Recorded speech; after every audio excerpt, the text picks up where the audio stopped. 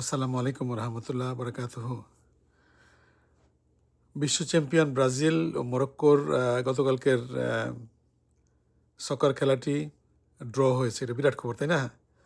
কিন্তু তার চেয়েও আরও বড় খবর একটা পেলাম আজকে, যেটা হলো বাংলাদেশের প্রাক্তন প্রধান পুলিশ পরিদর্শক আইজিপি বেনজির আহমেদকে দুবাই পুলিশ গ্রেফতার করেছে। একটা জিনিস মনে হলো যে আমার যখন এই সংবাদটা পেলাম ঘুম থেকে উঠে ফজরের সময়, আমার কাছে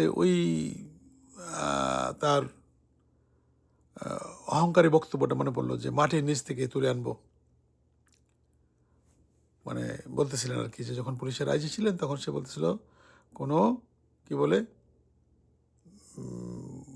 মানে যারা আন্দোলনরত আর কি ছিল তাদেরকে মাটির নিচ থেকে তুলে আসবেন। এই ভদ্রলোক, ওনার অহংকারের ছড়াছড়ি ছিল বাংলাদেশের সমাজে, রাজনীতিতে, এবং সে ছিল একটা বাংলাদেশের ত্রাস একটা।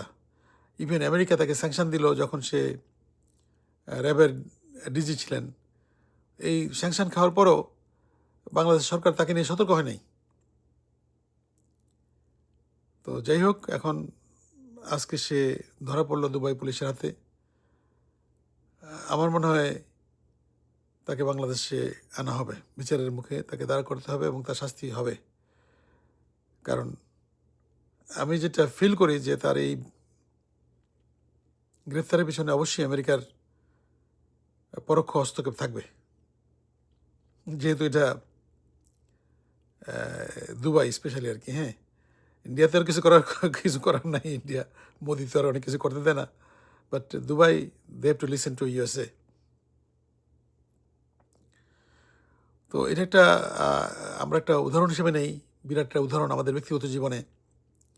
আমরা যাতে এরকম কোনো অহংকার না করি, যে কোনো একটা পজিশনে যেখানেই থাকি। এই যে আমার এই অবস্থায় আছি, আমি যদি কোনো অহংকার করি আমি একটা বিরাট কিছু অমুক তমুক এই না সেই না, এটার ফলাফল আল্লাহ দুনিয়াতে দিবেন এবং আখেরাতে তো অবশ্যই দিবেন, কোনো মাপ নাই। তো চলুন আমরা প্র্যাকটিস করি অহংকারের মধ্যে না থাকি।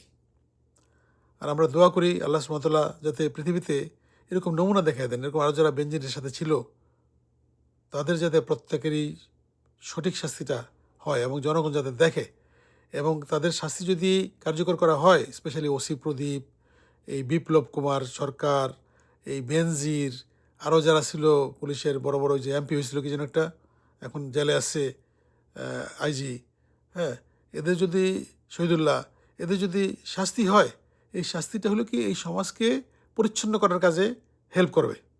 আসসালামু আলাইকুম ওয়া রাহমাতুল্লাহ ওয়া বারাকাতুহু।